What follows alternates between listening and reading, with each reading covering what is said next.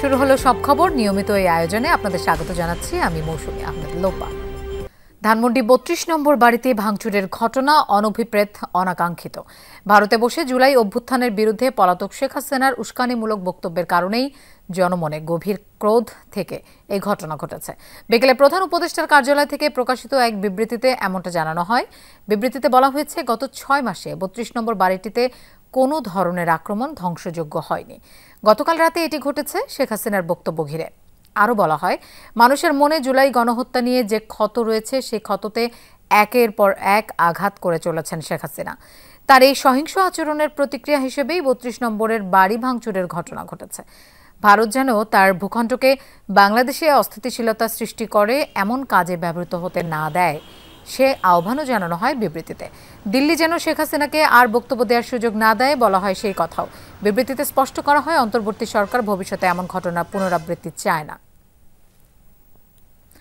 এদিকে ভারতে বসে সাবেক প্রধানমন্ত্রী শেখ হাসিনা বাংলাদেশ বিরোধী বক্তব্য দেওয়ার প্রতিবাদে ঢাকায় ভারপ্রাপ্ত হাইকমিশনারকে তলব করে কড়া প্রতিবাদ জানিয়েছে পররাষ্ট্র মন্ত্রণালয়। পাশাপাশি এ ধরনের বক্তব্য বন্ধে প্রতিবাদপত্র তার কাছে জমা হয়েছে বলে জানিয়েছেন পররাষ্ট্র উপদেষ্টা তৌহিদ হোসেন। তিনি বলেন, বক্তব্য দেয়া থেকে শেখ হাসিনাকে বিরত রাখতে বারবারই ভারত সরকারকে অনুরোধ জানিয়েছে বাংলাদেশ। একই সাথে দিল্লি এ নিয়ে কি করছে সেটিও পর্যবেক্ষণ করছে ঢাকা। উপদেষ্টা আরও জানান, ধানমন্ডি ৩২ নম্বরে হামলার ঘটনা আন্তর্জাতিক গণমাধ্যমে নেতিবাচকভাবে আসবে সেটাও জানা ছিল। তবে ভবিষ্যতে এই ধরনের ঘটনার পুনরাবৃত্তি রোধে চেষ্টা করবে সরকার। ব্রিফিংয়ে শেখ হাসিনা ভারত থেকে যে অবিরাম বিবৃতি দিচ্ছে, তার ফলশ্রুতিতেই ছাত্র জনতা বিক্ষুব্ধ হয়ে ভাঙচুর চালিয়েছে বলেও দাবি করেন পররাষ্ট্র উপদেষ্টা। ভারতকে আমরা লিখিতভাবে অনুরোধ করেছি যে শেখ হাসিনাকে রেস্ট্রেইন করার জন্য, যাতে করে তিনি এই ধরনের বক্তব্য বিবৃতি না দেন যেটা বাংলাদেশের বিপক্ষে যাচ্ছে। আমরা এটা কোনো জবাব পাইনি এখন। আজকে আবার তার গত কয়েকদিনের কার্যকলাপের কারণে আমরা আরেকবার তাকে প্রোটেস্ট নোট দিয়েছি এবং হাইকমিশনার এই মুহূর্তে নেই।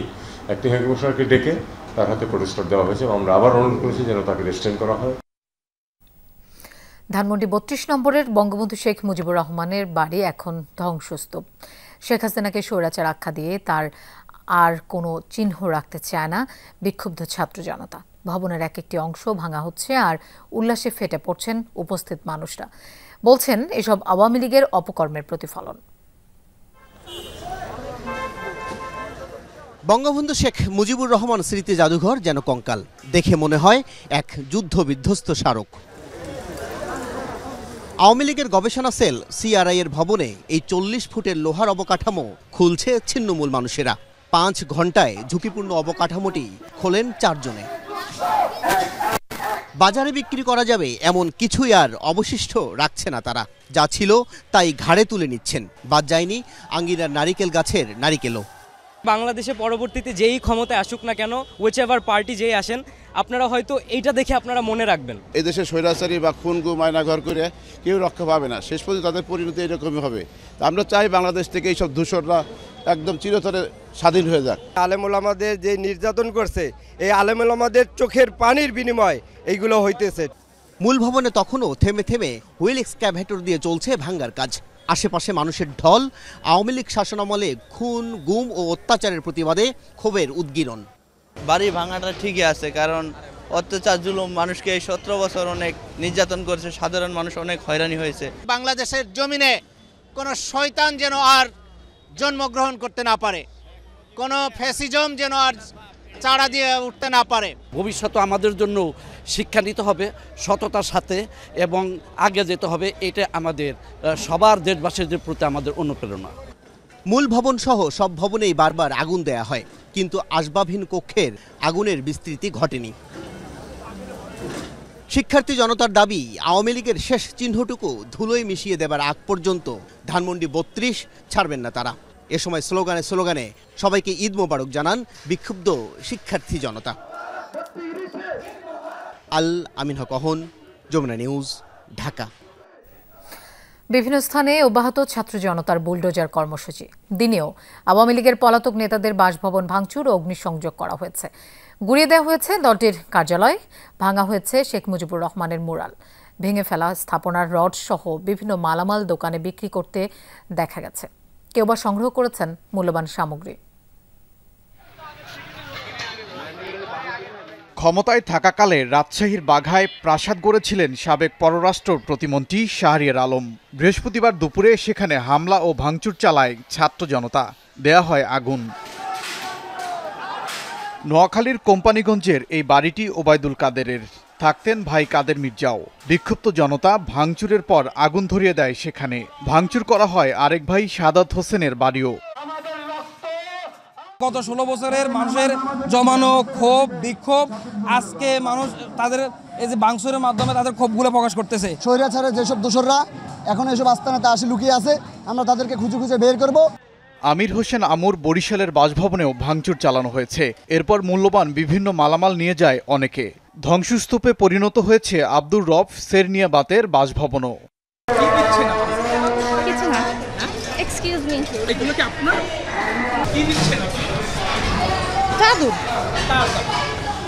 জনগণ নিতেছে, আমিও নিতেছি। এসব ঘরবাড়িগুলো যদি যারা অসহায় আছে তাদের থাকার ব্যবস্থা করতো, ভাঙা গিয়েছে, দেশেরই ক্ষতি হয়েছে। ঝালকাঠিতে গুড়িয়ে দেওয়া হয়েছে আমির হোসেন আমুর বাড়ি ও স্ত্রীর নামে প্রতিষ্ঠিত হাসপাতালের নাম ফলক ও সীমানা প্রাচীর। পরে বিভিন্ন মালামাল নিয়ে যেতে দেখা যায় স্থানীয়দের। খুলনায় শেখ বাড়ি গুড়িয়ে দেওয়ার পর রড ইটসহ বিভিন্ন সামগ্রী খুলে নেন স্থানীয়রা। এরপর ভাঙাড়ির দোকানগুলোতে তা বিক্রি করতে দেখা গেছে।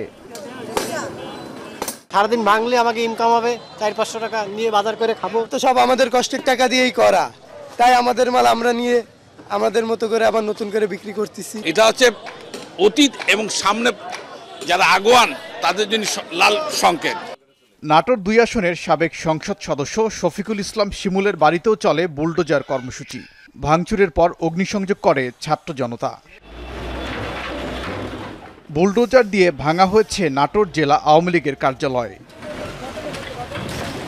এদের প্রত্যেকটি ইট আমরা প্রত্যেকবার খুলে নিব যতবার এই ফ্যাসিবাদের মুখ আমরা সোশ্যাল মিডিয়াতে দেখব। প্রত্যেকটা জায়গায় বাংলাদেশে যত ফ্যাসিবাদের দোষর আছে সবাইকে এভাবে নিশ্চিহ্ন করে দেব বাংলাদেশ থেকে। মাদারীপুরের পুরান বাজার এলাকায় ভাঙচুর করা হয়েছে জেলা আওয়ামী লীগের কার্যালয়। নারায়ণগঞ্জে শেখ মুজিবুর রহমানের 3টি মুরাল ও কর্নার ভাঙচুর করেছে বিক্ষুব্ধ ছাত্র জনতা। এছাড়া ভোলা, সাতক্ষীরা সহ কয়েক জেলায় বুলডোজার কর্মসূচি পালন করেছে ছাত্র জনতা। আওয়ামী লীগ নেতাকর্মীদের বাসভবন, দলীয় কার্যালয় সহ শেখ মুজিবুর রহমানের প্রতিকৃতি ভাঙচুর, অগ্নিসংযোগ করা হয়। ওবায়দুর রহমান, যমুনা নিউজ। বুলডোজার কর্মসূচিতে পাবনা সদর উপজেলা আওয়ামী লীগের সাংগঠনিক সম্পাদক আবু সাইদের বাড়িতে ভাঙচুর করা হচ্ছে। সেখানে আছেন আমাদের সহকর্মী কলিট তালুকদার, আমরা তার কাছে যাচ্ছি। কলিট, কারা বাড়িঘর ভাঙচুর করছে, কি বলছেন তারা?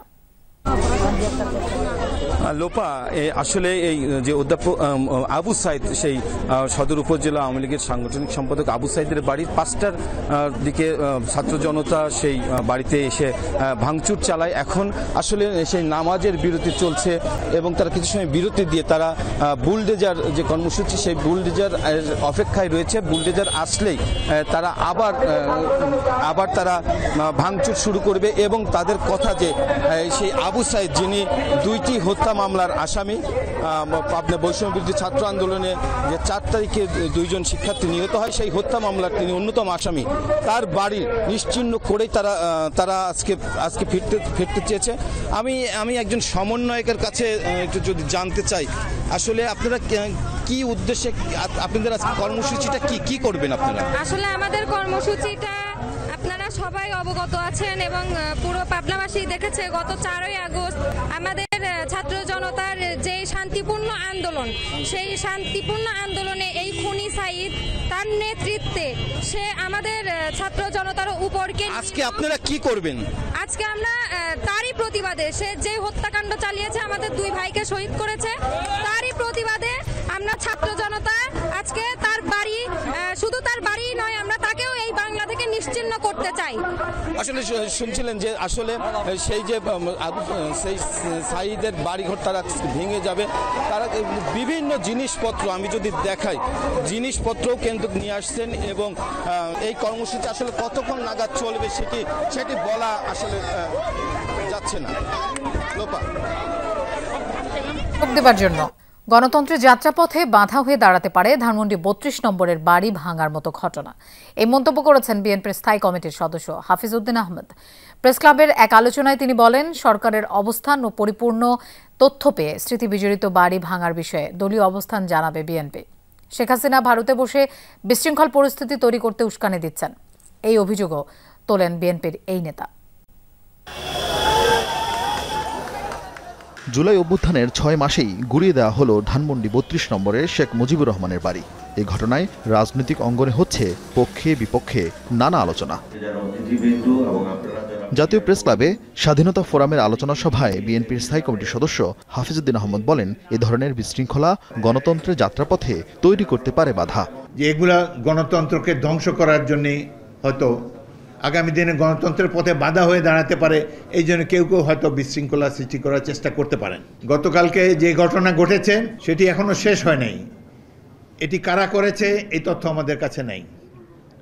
এতে সরকারের কি ভূমিকা ছিল সেই তথ্য আমাদের কাছে নাই। সুতরাং আমরা আর অল্প কিছু সময় অপেক্ষা করব। আজকে দিনের মধ্যেই আশা করি সবকিছু পরিষ্কার হবে। বিশৃঙ্খলা তৈরির পেছনে ভারত হস্তক্ষেপ করছে কিনা তা খতিয়ে দেখার কথাও বলেন তিনি। জানান, ষড়যন্ত্র ঠেকাতে রাজনৈতিক দলগুলোর মধ্যে গড়ে তুলতে হবে ইস্পাত দৃঢ় ঐক্য। এর মধ্যে প্রতিবেশী রাষ্ট্রের কোনো হস্তক্ষেপ আছে কিনা সেটিও আমরা জানার চেষ্টা করব। পতিত স্বৈরাচার শেখ হাসিনা ভারতে বসে এই দেশকে আনস্টেবল সিচুয়েশনে নেওয়ার জন্যে, এই দেশকে ধ্বংস করতে যেটুকু তিনি বাকি রেখেছেন সেটি পূর্ণ করার জন্যে নূতনভাবে এই ফ্যাসিস্ট দলকে নিয়ে তিনি মাঠে নামতে চান। সুতরাং অবিলম্বে প্রয়োজন সকল দেশপ্রেমিক শক্তির ঐক্য। বিগত ১.৫ দশকে বিভিন্ন শিক্ষা প্রতিষ্ঠানে নিষিদ্ধ ঘোষিত ছাত্রলীগের সন্ত্রাসী কর্মকাণ্ডের বিচারের দাবিতে বৃহস্পতিবার ঢাকা কলেজে মার্চ ফর জাস্টিস কর্মসূচি পালন করে ছাত্রদল। অধ্যক্ষের কাছে দিয়েছে স্মারকলিপিও। যে খুনি হাসিনা গতকাল যে বিবৃতি দিয়েছে, তিনি জাতির কাছে কোনো রকম ক্ষমা প্রদর্শন না করে বাংলাদেশের জনগণকে দোষারোপ করেছেন এবং বাংলাদেশের জনগণকে দেখিয়ে নেবেন এরকম তিনি হুমকি দিয়েছেন। তার বক্তব্য থেকে হয়তো ছাত্র জনতাই বিক্ষুব্ধ এই ঘটনা ঘটিয়েছে বলে আমাদের মনে হয়েছে। ঢাকা কলেজ ছাড়াও ছাত্রলীগের বিচারের দাবিতে ঢাকা বিশ্ববিদ্যালয় সহ দেশের অন্যান্য শিক্ষা প্রতিষ্ঠানেও মিছিল ও স্মারকলিপি দেয় ছাত্রদল। আরিফিন শাকিল, যমুনা নিউজ, ঢাকা। শেখ হাসিনার বিচারের দাবিতে শাহবাগ মোড় অবরোধ করেছেন জুলাই গণ অভ্যুত্থানে নিহত পরিবারের স্বজনরা। অন্তর্বর্তী সরকারের ৬ মাসেও স্বজন হত্যার বিচার না হওয়ায় ক্ষুব্ধ তারা। বিচারের দাবিতে দেখা করতে চান প্রধান উপদেষ্টার সাথে। অবশ্য আগামী রোববার শহীদ পরিবারের সদস্যদের সাথে বৈঠকে বসছেন প্রধান উপদেষ্টা ডক্টর মোহাম্মদ ইউনূস। পুলিশের পক্ষ থেকে এই তথ্য জানানো হলেও সড়কে বসে আছেন শহীদ পরিবারের সদস্যরা। আমার বড় ছেলে ফতন ছেলে আমার করে কামাই রুজি করে খাওয়াইতো, দিত, চাইতো। আজকে আমার করে কেউ দিব না, কেউ চাইব না। শাহবাগ মোড়ে বসে শহীদ পরিবারের স্বজনদের কান্না, এই আকুতি সন্তান হারানোর বেদনায়, এই ক্ষোভ স্বামী হত্যার বিচারের দাবিতে। আমাদের বুকটা খালি হয়ে রইল, হাহাকার আমরা করতেছি প্রতিনিয়ত, অথচ বিচারের জন্য এই ধন্যবাদ ওইখানে ধন্যবাদ আছে। উনি নাই আজকে ৬ মাস, আমার ছেলে হেলিকপ্টারে সাউন্ড পেলেও আতঙ্কে থাকে। সকাল ১১টার দিকে শাহবাগ মোড়ে অবস্থান নেন জুলাই আন্দোলনে শহীদ পরিবারের সদস্যরা। রাস্তায় বসে পড়লে সড়কে বন্ধ হয়ে যায় যান চলাচল। প্রধান উপদেষ্টার সাথে সাক্ষাৎ না করে সড়ক থেকে সরবেন না বলেও জানান তারা। আজকে উনি আমাদের সাথে দেখা করারই সময় পায় না কেন? শহীদ ফ্যামিলির সাথে বসুন, আপনার প্রতিনিধি নিয়ে আপনি এখানে আসুন। দাবি জানান শেখ হাসিনা সহ তার দোসরদের বিচার করতে হবে। ৬ মাসেও হত্যাকারীরা গ্রেফতার না হওয়ায় ক্ষোভ জানান তারা। খুনি হাসিনা সে আমার ছেলেকে গুলি করে মারছে, তার বিচার আমরা চাই। আমরা টাকা পয়সা চাই না, আমরা শুধু বিচার চাই। আমাদের ছেলে হত্যাকারীর এখনো কোনো বিচার শুরু হয় নাই, এখনো কোনো আসামি ঠিকমতো ধরা হয় নাই। এ সময় শহীদ পরিবারের সদস্যরা নানা রকম হয়রানির কথা তুলে ধরেন। বলেন, আসামি গ্রেফতার না হওয়ায় দেখা দিয়েছে নানান শঙ্কা। আওয়ামী লীগের যত নেতা কর্মীরা এরকম গুলি করে হত্যা করে মারছে, আমি এগো বিচার চাই। বাংলার মাটিতে হাসিনার আইনা বিচার করা হোক, আমরা এটা চাই। বিকেলে পুলিশের ঊর্ধ্বতন কর্মকর্তারা আসেন আন্দোলনকারী শহীদ পরিবারের সদস্যদের কাছে। প্রধান উপদেষ্টা আগামী রোববার তাদের সাথে বৈঠকে বসবেন জানিয়ে সড়ক অবরোধ তুলে নেওয়ার অনুরোধ জানান পুলিশ কর্মকর্তারা। শহীদ পরিবারের সদস্যদের সাথে আগামী রবিবারে বসার জন্য উনি সিদ্ধান্ত নিচ্ছে এবং এই মেসেজটাই আমাদেরকে দিচ্ছে। হ্যাঁ, প্রধান উপদেষ্টাতে। রবিবার পর্যন্ত আমরা ওয়েট করি। তবে এমন ঘোষণা তো আশ্বস্ত হতে পারেননি শহীদ পরিবারের সদস্যরা। পরে আন্দোলনকারী শহীদ পরিবারের সাথে কথা বলতে আসেন জাতীয় নাগরিক কমিটির মুখ্য সংগঠক সার্জিস আলম। রাব্বি সিদ্দিকী, যমুনা নিউজ, ঢাকা। দর্শক, শাহবাগে এখনো সড়ক অবরোধ করে রেখেছে শহীদ পরিবারের সদস্যরা। তাদের সঙ্গে আলোচনা করে এখন গণমাধ্যমের সাথে কথা বলছেন জাতীয় নাগরিক কমিটির মুখ্য সংগঠক সার্জিস আলম। আমরা সরাসরি সেখানে যাচ্ছি।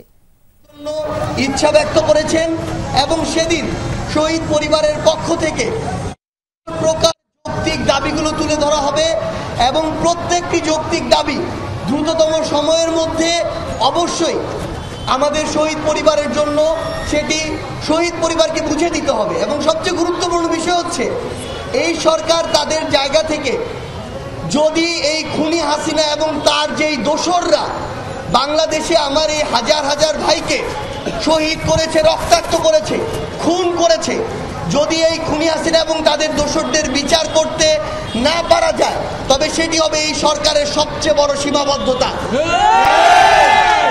এবং এটি আমরা আমাদের জীবনের বিনিময়ে হলেও এই অন্তর্বর্তীকালীন সরকারের সময়ে আমরা এটি আদায় করে নিব। যেই খুনি হাসিনার হুকুমে আমার শত শত ভাই বোনকে হত্যা করা হয়েছে, সেই খুনি হাসিনা ভারতে বসে ভিডিও কনফারেন্সে নির্লজ্জের মতো বক্তব্য দেয়।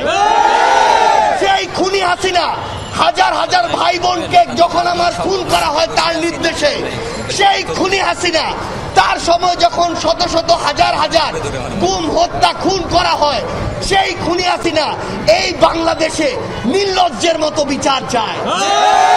খুনি হাসিনার অবশ্যই বিচার হবে। খুনি হাসিনাকে এই বাংলাদেশে বিচার এনে এই বাংলাদেশে বিচার করা হবে এবং তার ওই বিচারের মঞ্চ হবে ফাঁসির মঞ্চ।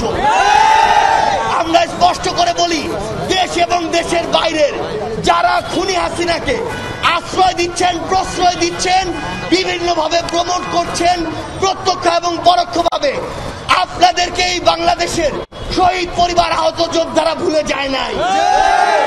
আপনাদেরকে এই বাংলাদেশের তরুণ প্রজন্ম তারা কিন্তু ভুলে যায় নাই।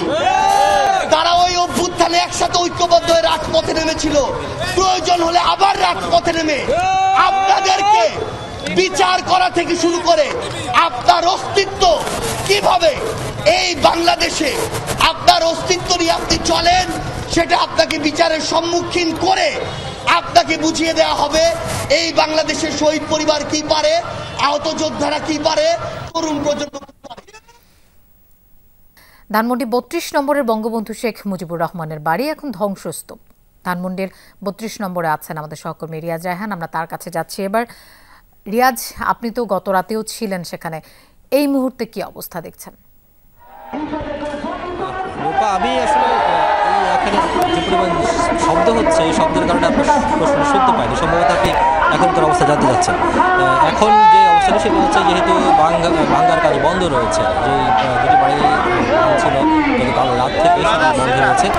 এখন মূলত মানুষ যারা এসছেন সবাই আগন্তুক এবং যারা উৎসব জনতা বলা যায়, ছাত্র জনতা তো রয়েছেনই, তাদের পাশে এটি একটি এখন দর্শনীয় স্থানের মতো পরিণত হয়েছে অনেকটা। যেহেতু কোনো একটি বড় ঘটনা ঘটার পরে যখন তারপর থেকে মানুষ যেভাবে সেই জায়গাটি দেখতে যায়, ঠিক এইটির ক্ষেত্রেও সেরকম হয়েছে। আমরা এসে যেটি দেখেছি যে দুইটি বাড়ির সামনে প্রচুর ছাত্র জনতার পাশাপাশি যারা আয়োজন করেছেন, আয়োজনের পাশাপাশি আশপাশের বিভিন্ন এলাকা থেকে মানুষ দেখতে এসেছেন যে বাড়িগুলো যেভাবে ভাঙা হচ্ছে সেগুলো দেখতে এসেছেন এবং সেখানে এসে সবাই নিজের মতো করে নিজেদের মন্তব্য করছেন এবং এখানে স্লোগান দেওয়া হচ্ছে। যারা ছাত্র জনতা এই কর্মসূচির আয়োজন করেছিল তারা বিভিন্ন প্রতিবাদী স্লোগান দিচ্ছিলেন, যে স্লোগানগুলো মূলত জুলাই ২৪-এর অভ্যুত্থানের সময় দেওয়া হয়েছিল এবং যে স্লোগানগুলো পুরো ছাত্র জনতাকে এক করে বিগত সরকারের বিরুদ্ধে মাঠে নামতে প্রেরণা জুগিয়েছিল, সেই ধরনের স্লোগান দেওয়া হচ্ছিল এখানে এই ধানমন্ডি ৩২-এর সামনে থেকে। তো এখন আপাতত যদি বলি যে কার্যক্রম আসলে সেভাবে নেই। সবাই আপনি দেখতেই পাচ্ছেন নিশ্চয়ই, ক্যামেরা চোখে যতটুকু দেখা যায় এই অন্ধকারের মধ্যেও মানুষ এসছেন এবং পুরো বাড়িটির এই ধ্বংসস্তূপের মধ্যেও মানুষ ভেতরে ঢুকছেন, তারা উপরে উঠছেন, কেউ নিজের মতো করে ছবি তুলছেন, কেউ পরিবার পরিজন নিয়ে এখানে দেখতে এসছেন। এটি ছাড়া আসলে তেমন কোনো বাড়ি ভাঙার যে কাজ, সেই ভাঙার কাজটি এখন আর চলমান নেই। সকাল অর্থাৎ দুপুরের পর থেকে সেটি বন্ধ রয়েছে। রিয়াজ, আপনাকে ধন্যবাদ আমাদের সাথে যোগ দেওয়ার জন্য। সরকারি প্রাথমিক বিদ্যালয়ের সহকারী শিক্ষক পদে তৃতীয় ধাপের ঢাকা ও চট্টগ্রাম বিভাগের ৬,৫৩১ জনের নিয়োগ বাতিল করে রায় দিয়েছেন হাইকোর্ট। বিচারপতি ফাতেমা নজিব ও বিচারপতি শিকদার মাহমুদুর রাজীবের হাইকোর্ট বেঞ্চ কোটা সংক্রান্ত সর্বশেষ রায় অনুসরণ করে নতুন ফলাফল প্রকাশের নির্দেশ দেন। এদিকে এই রায়ের প্রতিবাদে আদালতের সামনেই বিক্ষোভ প্রদর্শন করেন নিয়োগ বঞ্চিতরা। ২০২৪ সালের ৩১ অক্টোবর প্রকাশিত হয় প্রাথমিক শিক্ষক নিয়োগের ঢাকা এবং চট্টগ্রাম বিভাগের ফলাফল। নানা ধাপ পেরিয়ে চাকরিতে যোগদানের প্রস্তুতি নিচ্ছিল উত্তীর্ণরা, কিন্তু হাইকোর্টের একটি রিটের কারণে ঝুলে যায় নিয়োগ। আদালতের রায়ে তাই বিক্ষুব্ধ হয়ে ওঠেন এসব চাকরি প্রার্থী। কান্নায় ভেঙে পড়েন অনেকে। প্রায় আধা ঘন্টা ধরে চলে প্রতিবাদ। হাইকোর্ট প্রাঙ্গণে ছড়িয়ে পড়ে উত্তেজনা, পরে পুলিশ এসে সরিয়ে দেয় বিক্ষোভকারীদের। রেজাল্ট তৈরি হয়ে গেছিল এই জুলাই অভ্যুত্থানের আগে এবং এই সরকারের রেজাল্টে দিচ্ছে, অধিদপ্তর এই রেজাল্ট দিচ্ছে, তাহলে সেটার অধিদপ্তর সেটার ভুক্তভোগী কেন আমরা হব? বিধান রঞ্জন রায় আমাদের বলছে তোমরা একজনও বাদ যাবে না। হাইকোর্ট থেকে সরিয়ে দেয়া হলে নিয়োগ বঞ্চিতরা গিয়ে অবস্থান নেন সচিবালয়ের সামনে। পুলিশ সরিয়ে দিতে গেলে সেখানেও বাধে বাকবিতণ্ডা। একটা স্বাধীন দেশে একটা নারীর কি কোনো ইয়ে নাই? এখন আমরা কেন ফ্যামিলির কাছে মুখ দেখাবো? আমরা এখন লেটার করে পাইছি, আমরা মেডিকেল করছি, আমরা যোগদান করব এক সপ্তাহ পরে, কেন আমাদের রেজাল্ট বাতিল করছেন? রিটকার ইয়াসিনের আমাদের কাছে একটা রেকর্ড আছে, ভয়েস রেকর্ড। ও আগে থেকেই ওদের সাথে বিচারপতির আগেই কথা হয়েছে, বলতেছে যে সবকিছু ওদের পক্ষে, সবকিছু ওদের আমলে। চূড়ান্ত তালিকা থেকে বাদ পড়া ৩০ জনের রিট আবেদনের চূড়ান্ত শুনানি শেষে বিচারপতি ফাতেমা নাজিব ও বিচারপতি শিকদার মাহমুদুর রাজীবের হাইকোর্ট বেঞ্চ এ রায় দেন। মেধার ভিত্তিতে পুনরায় নিয়োগ দেওয়ার নির্দেশ দেন আদালত। 31/10/2024 তারিখের যে রেজাল্ট সেটা বাতিল হবে এবং নতুন করে অথরিটিকে মেধার ভিত্তিতে অর্থাৎ 23/7/2024 তারিখের নোটিফিকেশন ফলো করে রায় নতুন রেজাল্ট পাবলিকেশনের নির্দেশনা দিয়েছে। রিটকারীর দাবি, গত বছরের জুলাইয়ে সরকারি চাকুরিতে কোটা পদ্ধতি বাতিল করে রায় দেন আপিল বিভাগ।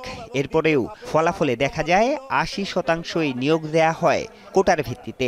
এই রেজাল্টটা সম্পূর্ণ মেধার বিপরীতে ৬,৫৩১ জনকে নিয়োগ দেওয়া হয়। এই আদেশটাকে আমরা নতুন দ্বিতীয় স্বাধীন বাংলাদেশের জন্য একটা আদর্শ দৃষ্টান্ত স্থাপন হিসাবে দেখছি। তবে এর আগে কয়েক ধাপে বিভিন্ন জেলায় সহকারী প্রাথমিক শিক্ষক হিসেবে নিয়োগ পান অনেকেই। আরিফুর রহমান সবুজ, যমুনা নিউজ, ঢাকা। দুর্নীতি মামলায় বিএসইসির সাবেক চেয়ারম্যান শিবলি রুবাইয়াত উল ইসলাম ও ম্যাক্স গ্রুপের চেয়ারম্যান ইঞ্জিনিয়ার গোলাম মোহাম্মদ আলমগীরকে জেলগেটে জিজ্ঞাসাবাদের আদেশ দিয়েছেন সিনিয়র বিশেষ জজ আদালত। দুদকের রিমান্ড আবেদনে শিবলি রুবাইয়াতের বিরুদ্ধে ৩,৭৬ লাখের অধিক টাকার ঘুষ গ্রহণের অভিযোগ করা হয়েছে। এছাড়া বিভিন্ন চ্যানেলে দেশে অবৈধভাবে টাকা আনার অভিযোগও করা হয় তার বিরুদ্ধে। পাশাপাশি ম্যাক্স গ্রুপের চেয়ারম্যানের জ্ঞাত আয় বহির্ভূত ২৭,৮৬ লাখের অধিক সম্পদের সন্ধান পাওয়া গেছে বলে জানায় দুদক। বাংলাদেশের আর্থিক খাতে ধ্বংসকারী শিবলি রুবায়াতুল ইসলাম, তাকে দুদকের একটি দুর্নীতি দমন কমিশনের একটি মামলায় আজকে তদন্তকারী কর্মকর্তা বিজ্ঞ আদালতে উপস্থাপন করে 10 দিনের রিমান্ড প্রার্থনা করেন। জামিন আবেদন নামঞ্জুর করে তাদেরকে সিডব্লিউ জেল হাজতে প্রেরণ করেছেন এবং তাদেরকে তদন্তকারী কর্মকর্তাকে জেল গেটে জিজ্ঞাসাবাদ করার জন্য উনি আদেশ দিয়েছেন। রাজধানীতে যাত্রীদের দুর্ভোগ কমাতে চালু হলো কাউন্টার ও ই-টিকিট ভিত্তিক বাস সার্ভিস। সকালে এই সার্ভিসের উদ্বোধন করেন ডিএমপি কমিশনার। 10 দিনের মধ্যে পুরোপুরি কার্যকরের ঘোষণা ঢাকা পরিবহন মালিক সমিতির, যদিও বেশিরভাগ জায়গায় এখনও নেই কাউন্টার। রাজধানীতে বাসে চলাচলে যাত্রীদের দুর্ভোগ রোজকার ঘটনা। সেই দুর্ভোগ কমানোর লক্ষ্যে চালু হলো কাউন্টার ও ই-টিকিট ভিত্তিক বাস সার্ভিস।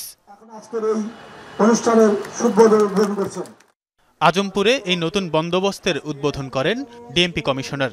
শুধু ড্রাইভার, শ্রমিক তাদের ডিসিপ্লিন ফেরত আসলেই হবে না, যাত্রীদেরও একটা ব্যাপক ভূমিকা আছে। আপনাকে বাস থেকে যখন ড্রাইভার এবং কন্ডাক্টর রাস্তার মাঝখানে নামাতে চাই, আপনি নামবেন না, আপনি বলবেন আমাকে যাত্রী ছাউনিতে নামান। এটি আপনার জন্য নিরাপদ। 26টি কোম্পানি মিলে পুরো রাজধানীকে 4টি জোনে ভাগ করা হয়েছে। প্রত্যেকটি রুটের বাসের রং হবে আলাদা। চালক হেল্পাররা বলছেন, নতুন এই সার্ভিস বাস্তবায়ন হলে তাদের মধ্যে অসম প্রতিযোগিতা দূর হবে, সড়কে ফিরবে শৃঙ্খলা। ড্রাইভারদের জন্য অনেক উপকার হলো। রাস্তায় মনে করেন যে আগে যে মালিকরা কন্ট্রাক্ট নিত যাই করি করতে লেগে রাস্তায় পারাপারি গ্যাঞ্জাম মানে অ্যাক্সিডেন্টের দুর্ঘটনা বেশি করতো। দৌড়ে মানে রানিং বাসে উঠে যেত, এখন তো ওই সিস্টেমটা নেই। এখন বাস এক জায়গায় থামবে, কাউন্টার থেকে যাত্রী তুলবো, কাউন্টারে যা যাত্রী আবার নামাবো, তার আর কোনো ঝামেলা হবে না আর আগের মতো। যাত্রীরা বলছেন, এই ব্যবস্থা কার্যকর হলে প্রতিদিন বাসের মধ্যে কন্ডাক্টরদের সাথে যাত্রীদের বাকবিতণ্ডার সুযোগ থাকবে না। সবটাই নিয়ন্ত্রণ হবে ই-টিকিট সিস্টেমে।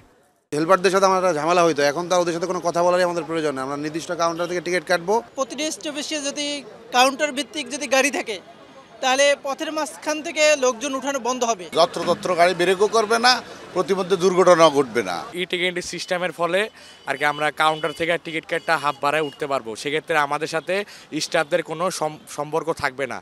তবে রাজধানী ঘুরে দেখা যায় এখনো বেশিরভাগ স্টপেজে নেই কাউন্টারের ব্যবস্থা। আগের মতোই যাত্রী ওঠানামা করছে যেখানে সেখানে। ঢাকা পরিবহন মালিক সমিতি জানিয়েছে, 10 দিনের মধ্যে সব রুটে নতুন এই সার্ভিস কার্যকর হবে। মেশিনের কিছু ত্রুটি বিচ্যুতি আমাদের কাছে রিপোর্ট আসছে, একসাথে এতগুলি মেশিন। আমরা এটাকে ভাগ করে আরও কোম্পানিকেও খবর দিছি, দরকার হলে তাদেরকে ভাগ করে দিব, যার জন্য আমরা পুরো শহর একসাথে হাত দিই নাই। আমরা টার্গেট করছি যে আমরা 10 দিনের মধ্যে ইনশাল্লাহ এটা ফুল প্রেজেন্ট করব। বন্দোবস্ত যাই হোক, যাত্রাপথে ভোগান্তি আর নিরাপত্তাহীনতা থেকে মুক্তি চান নগরবাসী। তানভীর সিদ্দিক টিপু, যমুনা নিউজ, ঢাকা। সরকারি কর্মকর্তাদের প্রশিক্ষণ ও কার্যক্রমের সুবিধার্থে বিসিএস প্রশাসন একাডেমিতে বিশেষ বাস সুবিধা চালু। সকালে বিসিএস প্রশাসন একাডেমিতে 40 সিটের অত্যাধুনিক বাস দেওয়ার কার্যক্রম উদ্বোধন করেছেন জনপ্রশাসন মন্ত্রণালয়ের সিনিয়র সচিব ডক্টর মোহাম্মদ মোখলেসুর রহমান। একাডেমির মেডিকেল সেন্টারেরও উদ্বোধন করেন তিনি। দেয়া হয় একটি অ্যাম্বুলেন্সও। মন্ত্রণালয় জানিয়েছে, বাসটিতে টয়লেট সুবিধা সহ অত্যাধুনিক সব সুবিধা রয়েছে। এ সময় উপস্থিত ছিলেন বিসিএস প্রশাসন একাডেমির রেক্টর সচিব ডক্টর মোহাম্মদ ওমর ফারুক, প্রকল্প পরিচালক ডক্টর মোল্লা মাহমুদ হাসান এবং প্রগতি ইন্ডাস্ট্রিজ লিমিটেডের উপমহাব্যবস্থাপক মোহাম্মদ সাইদুর রহমান জামালি। 14 জন ব্যক্তি ও নারী ফুটবল দল সহ মোট 15টি ক্যাটাগরিতে এবারের 21শে পদক প্রদান করা হবে। সচিবালয়ে কথা জানান সংস্কৃতি উপদেষ্টা মোস্তফা সরোয়ার ফারুকী। তিনি জানান, এই বছর 21শে পদক পাচ্ছেন গবেষণায় মইদুল হাসান, ভাষা ও সাহিত্যে মরণোত্তর শহীদুল জহির ও হেলাল হাফিজ, সমাজসেবায় মরণোত্তর মোহাম্মদ ইউসুফ চৌধুরী, বিজ্ঞান ও প্রযুক্তিতে অভ্রর জনক মেহেদি হাসান খান, শিক্ষায় ডক্টর নিয়াজ জামান, সংস্কৃতি ও শিক্ষায় দৃক গ্যালারির এমডি ডক্টর শহীদুল আলম, মানবাধিকার ও সাংবাদিকতায় আমার দেশ পত্রিকার সম্পাদক মাহমুদুর রহমান, সাংবাদিকতায় মাহফুজুল্লাহ, চিত্রকলায় রোকেয়া সুলতানা ও নাসির আলী মামুন, সঙ্গীতে ফেরদৌসারা ও উস্তাদ নিরোদ বরণ বড়ুয়া, চলচ্চিত্রে মরণোত্তর আজিজুর রহমান। এছাড়া ক্রীড়ায় বাংলাদেশ নারী ফুটবল দলকে 21শে পদকের জন্য মনোনীত করা হয়েছে। যে আমাদের একটা উচ্চ পর্যায়ের কমিটি আছে, যেখানে আরও কয়েকজন উপদেষ্টা আছেন। উপদেষ্টা ওয়াহিদুদ্দিন মাহমুদ এটাতে চেয়ার করেন, সেখানে আরও কয়েকজন উপদেষ্টা ছিলেন। ফলে এটা আমাদের পুরস্কার সংক্রান্ত যে জাতীয় কমিটি, সেটার সিদ্ধান্ত। ফলে আপনি যে আশঙ্কা করছেন সেটার কোনো সম্ভাবনা নেই। অন্তর্বর্তী সরকারের প্রধান উপদেষ্টা ডক্টর মোহাম্মদ ইউনুসের বিশেষ সহকারী হিসেবে নিয়োগ পেয়েছেন সাংবাদিক মনির হায়দার। সিনিয়র সচিব পদমর্যাদায় নিয়োগ দিয়ে বুধবার জনপ্রশাসন মন্ত্রণালয় থেকে প্রজ্ঞাপন জারি করা হয়েছে। মনির হায়দার বর্তমানে নিউ ইয়র্কে রয়েছেন। অচিরেই দেশে ফিরে তিনি এই পদে যোগদান করবেন। দৈনিক পূর্বকোণ, ভোরের কাগজ, জনকণ্ঠ, জয়া জয় দিন, ইত্তেফাক এবং মানবজমিন পত্রিকায় দীর্ঘদিন সাংবাদিকতা করেছেন মনির হায়দার। বিশেষ সহকারী হিসেবে তিনি প্রধান উপদেষ্টার পক্ষে জাতীয় ঐকমত্য গঠনের লক্ষ্যে বিভিন্ন রাজনৈতিক দল ও অংশীজনের সঙ্গে লিয়াজো এবং যোগাযোগ রক্ষায় ভূমিকা পালন করবেন। আওয়ামী ফ্যাসিবাদ পতনে ছাত্র জনতার পাশাপাশি শতাধিক শ্রমিক জীবন দিয়েছে। তাদের ত্যাগ জাতির সামনে তুলে ধরা জরুরি, একথা বলেছেন জাতীয়তাবাদী শ্রমিক দলের প্রধান সমন্বয়ক অ্যাডভোকেট শামসুর রহমান শিমুল বিশ্বাস। দুপুরে মিরপুর 10 নম্বর জুট পট্টি এলাকায় বৈষম্য বিরোধী ছাত্র শ্রমিক আন্দোলনে শহীদ পরিবারের সাথে সাক্ষাৎ এবং পল্লবী থানা শ্রমিক দলের কর্মী সভায় এই কথা বলেন তিনি। শিমুল বিশ্বাস বলেন, শ্রমিকদের ভাগ্য উন্নয়নে নতুন বাংলাদেশ গড়ার লড়াই চলছে। 7 কোটির বেশি শ্রমিকের ঘামে শ্রমে বাংলাদেশ দাঁড়িয়ে আছে। বিএনপি এমন বাংলাদেশ গড়ে তুলতে চায় যে বাংলাদেশে শ্রমিক শ্রেণীর মানুষের মুখে হাসি ফুটবে। প্রধান বক্তা ঢাকা মহানগর উত্তর বিএনপির আহ্বায়ক মোহাম্মদ আমিনুল হক বলেন, স্বৈরাচারের পতন একদিনে হয়নি। 17 বছরের আন্দোলন সংগ্রামের মাধ্যমে তারেক রহমানের নেতৃত্বে দেশ স্বৈরাচার মুক্ত হয়েছে।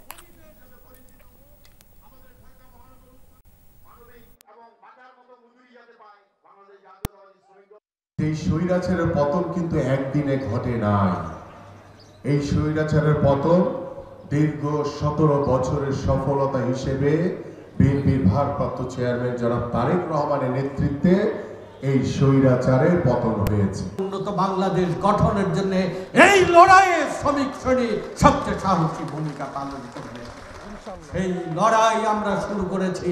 এই লড়াই তখনই থামবে যখন বাংলাদেশের এই শোষিত বঞ্চিত শ্রমিক, কৃষক, কুলি কামার, দরিদ্র মানুষের মুখে হাসি ফুটবে। নিজের কৃতকর্মের জন্য দেশ ছেড়ে পালাতে হয়েছে শেখ হাসিনাকে।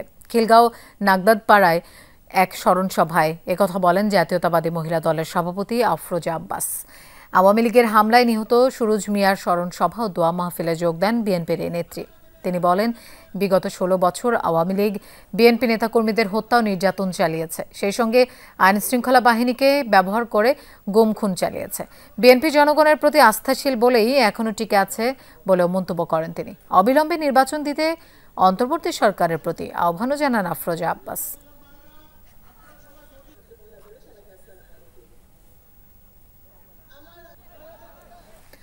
দেশের স্বাস্থ্য খাত ভুল পথে চলে গেছে বলে মন্তব্য করেছেন স্বাস্থ্য খাত সংস্কার কমিশনের সদস্য অধ্যাপক doctor Liaquat Ali.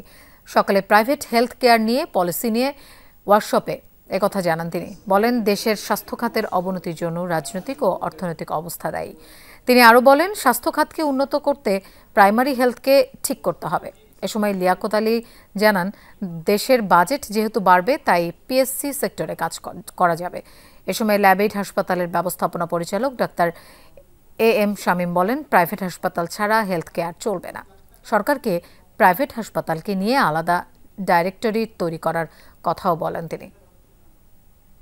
Public responsibility সবচেয়ে বেশি দিয়ে শুরু হয়েছিল, সেটা আনফরচুনেটলি পেন্ডুলাম অপর দিকে চলে গেছে এবং সেটা যে গেছে দেশের সার্বিক রাজনৈতিক পলিটিক্যাল ইকোনমির কিছু ব্যাপার রয়েছে যে টু মাচ লিবারাল শুধু থাকে না, নিউ লিবারাল ইকোনমিতে চলে গেছে এবং র্যাম্পেন্ট আনকন্ট্রোল মার্কেট ইকোনমিতে চলে গেছে এবং সেটা আমাদের জাতির জন্য, স্বাস্থ্যের জন্য অন্তত ভালো হয় না। নিখোঁজ আরিবা ইসলাম সুবাকে নিরাপদে তার পরিবারের কাছে হস্তান্তর করা হয়েছে।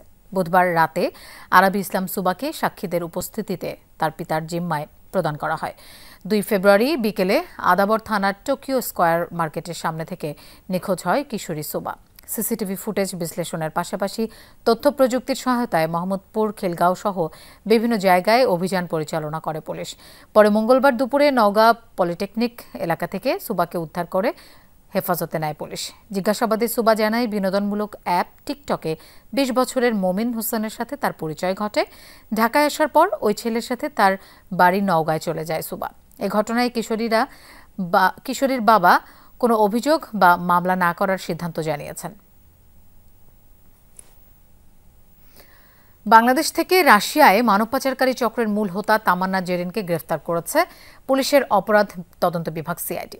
আজ নেপালে পালানোর উদ্দেশ্যে তিনি ঢাকা শাহজালাল আন্তর্জাতিক বিমানবন্দরে অবস্থান করছিলেন। চক্রের এই মূল হোতার নামে বনানী থানায় মামলা ছিল, যার তদন্ত ভার পায় সিআইডি। এরই পরিপ্রেক্ষিতে কাঠমান্ডু যাওয়ার পথে বিমানবন্দর থেকে গ্রেফতার করা হয় তামান্না জেরিনকে। তার পাঠানো লোকজনকেই রাশিয়ার হয়ে ইউক্রেনের বিপক্ষে যুদ্ধে নামানো হতো রয়েছে এমন অভিযোগ। টাঙ্গাইলে কয়েক হাজার গ্রামবাসীকে ফ্রি চিকিৎসা সেবা দেওয়া হয়েছে। ব্রাহ্মণখোলা সরকারি প্রাথমিক বিদ্যালয় মাঠে হাজী আবুল হোসেন পরিবারের সহযোগিতায় দিনব্যাপী ফ্রি চিকিৎসা সেবা দেয় এএসপিসি ম্যানিপুলেশন থেরাপি সেন্টার। পরে রোগীদের ব্যবস্থাপত্র ও ওষুধ প্রদান করা হয়। অনুষ্ঠানে ডাক্তার এম শাহাদাত হোসেনের সভাপতিত্বে উদ্বোধক হিসেবে উপস্থিত ছিলেন জেলা বিএনপির সাধারণ সম্পাদক অ্যাডভোকেট ফরহাদ ইকবাল। বিশেষ অতিথি ছিলেন ব্যুরো হেলথ কেয়ারের পরিচালক রাহেলা জাকির ও ডাক্তার সাফিয়া সহ অন্যান্য স্বেচ্ছাসেবীরা। দর্শক, এই ছিল আজকের সব খবরের আয়োজন। আর এতক্ষণ সাথে থাকার জন্য ধন্যবাদ সবাইকে।